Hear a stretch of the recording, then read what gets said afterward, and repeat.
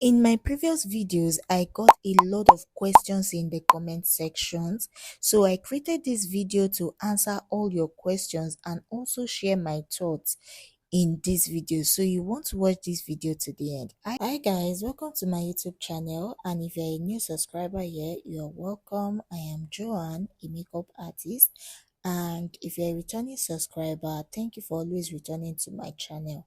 So let's just dive into the video right away. First off, I went ahead to groom her brows, and I will be grooming the brows to the perfect shape that I want and that suits her face. Next, I went ahead to clean her face, and I'm using this facial toner which I had a very long time ago, and I'm using a cotton pad to take off excess dirt and oils.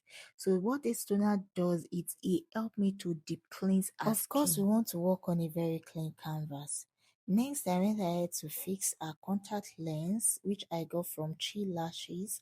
So if you're looking for a very suitable contact lens to wear, Chi Lashes got your back, and this contact lens is very suitable and easy to wear. To bring back the hydration I took away from my skin while cleaning, depending on the cleanser you use, I went in with this Mario Badescu spray to bring back hydration and to also moisturize our skin. I went ahead to apply this new mucin serum because you need to feed the skin with moisture, and always make sure your fan is handy so that you can dry up products immediately after application.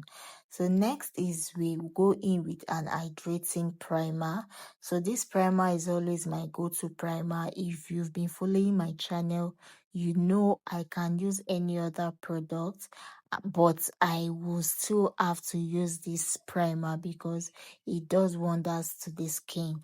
Then next is to mattify the areas where I don't want oils to come out from.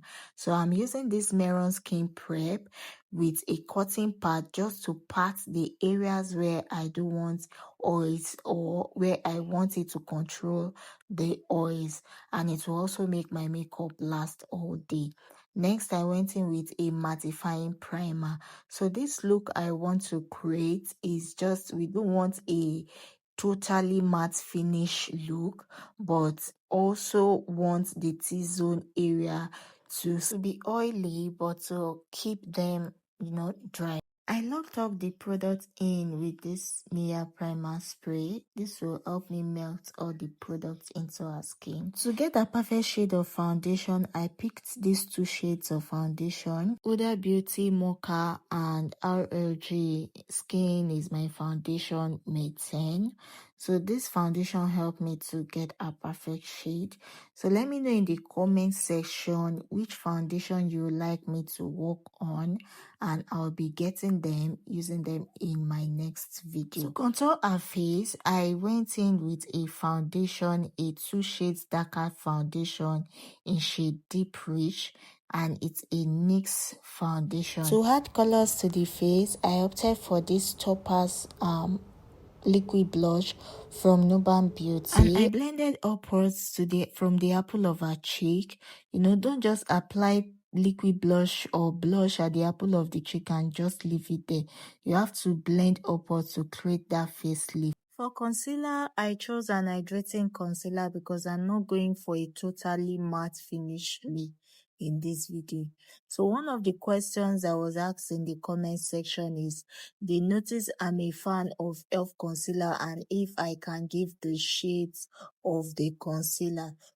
One thing is to understand that e.l.f. concealer has 2 types of concealers. They have the mattifying concealer and they have the hydrating concealer. So you can choose to get either hydrating concealer or the mattifying concealer, and you can also get the 2 concealers. For shades, I will recommend medium beige for a light warm undertone skin, and tan neutral for a caramel skin with a neutral undertone, rich chocolate for a dark skin with warm undertone, and deep cinnamon for a dark skin with cool undertone. You can also go to Pinterest and check for undertones of this concealer before you get them. So to lock all the products in, I went ahead to spray this Nia primer spray to seal the makeup before I go ahead to apply the dry product on the skin. This will also make your makeup last long. I started this new technique and it has been working for me, but make sure it is well dried before you apply your dry products, like your dry powders. So for my contour powder, I usually use this Fenty powder 470. It works perfectly well for me for caramel skin, like caramel to dark skin. Then for my powder blush, I use this Nuban Beauty eyeshadow. It works like blush for me, it's pigmented and the colors are just perfect for me, so I love using it as my blush palette. And girls, I just added this one size setting powder in She's Sweet Honey to my collection. I've always wanted to try out this product for a very long time that it came out, but because of the hype, I was just hesitant about it. I wasn't really decisive about it because I'm always scared of buying things that have been overhyped. So to avoid smile line, I applied setting powder around her mouth area, her smile area, by telling her to blow air into her mouth so that I can apply setting powder there. If you understand what I mean. For her nose contour, I used the Annie's Beauty eyeshadow palette and I picked the brown shade there to contour her nose. Please don't use this on a very light skinned person because your nose contouring won't look fine. Okay, to be too dark on a very light skinned person. Then to bake her face, her under eye, I use the setting powder, the one size setting powder to bake her under eyes. Then for eyeshadow, I didn't use the normal eyeshadow base. I used a brown lip stain as my eyeshadow base because I wanted a brown, like a very dark brown base for my eyeshadow before I apply pigments on it. If you are using this process, ensure that you blend the lip stain properly before it gets dry, because once it gets dry, blending won't be easy.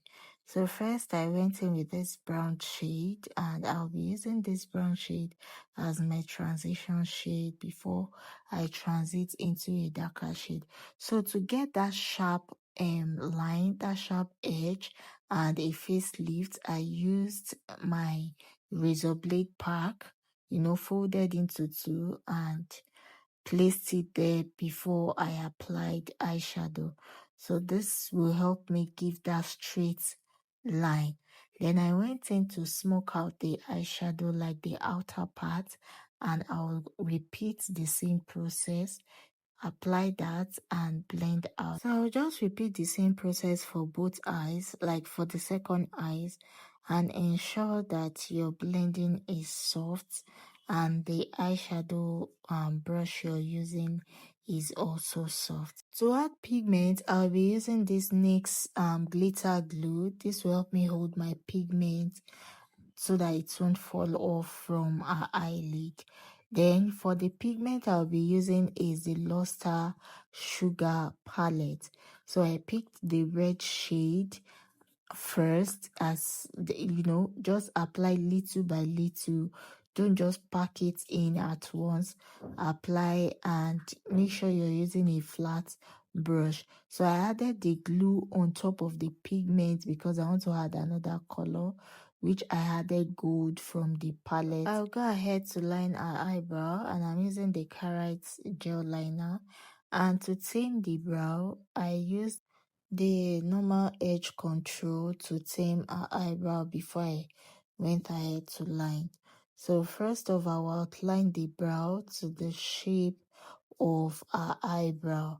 we groomed the brow initially and we groomed it to a certain shape. So you just follow the way you groomed your eyebrow. So that is why it's very important that when you're grooming your brow, ensure you're grooming your brow in the way that it suits the person's face shape.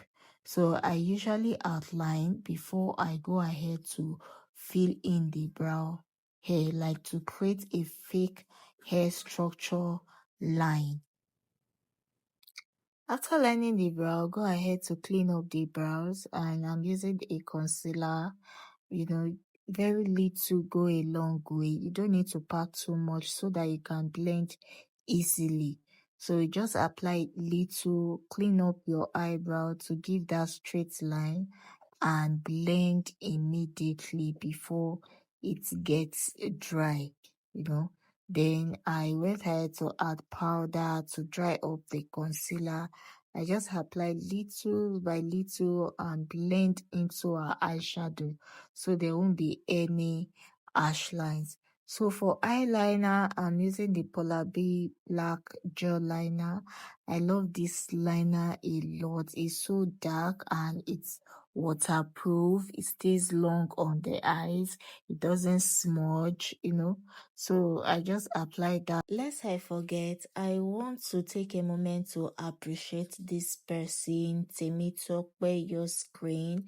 Thank you for using the super thanks. Thank you for appreciating my effort. It means a lot to me.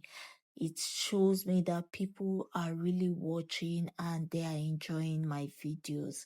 Thank you so much. And if you are yet to subscribe to my YouTube channel, you love what you see, because I've checked my analytics and I see that a lot of my viewers are not my subscribers. So if you're yet to subscribe to my YouTube channel, please hit the subscribe button, like this video, drop beautiful comments. That is another way to show your support that yes, we are seeing you and we love what you are doing.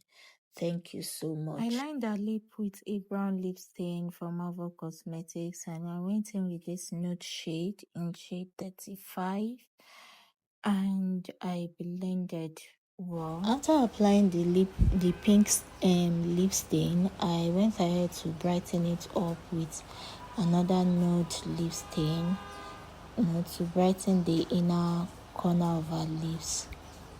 And I further went to give a detailed line using a dark brown to line our lips.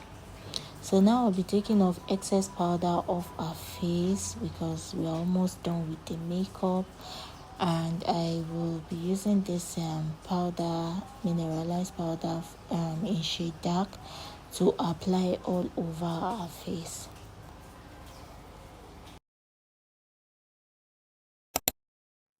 After which, I went ahead to reapply the blush to make it more pronounced and to blend it properly. Then added some lip gloss to our lips to give it a shine, and I further went ahead to set with a setting mist and the Omarico setting mist to set our makeup and take off excess powder on our skin. To lock the makeup, I'm using this airbrush setting spray, and I went in with my beauty blender to seal the makeup into our skin. Then highlight, I'm using Armani Caract in Fenty Beauty highlight. Then to lengthen under our lash,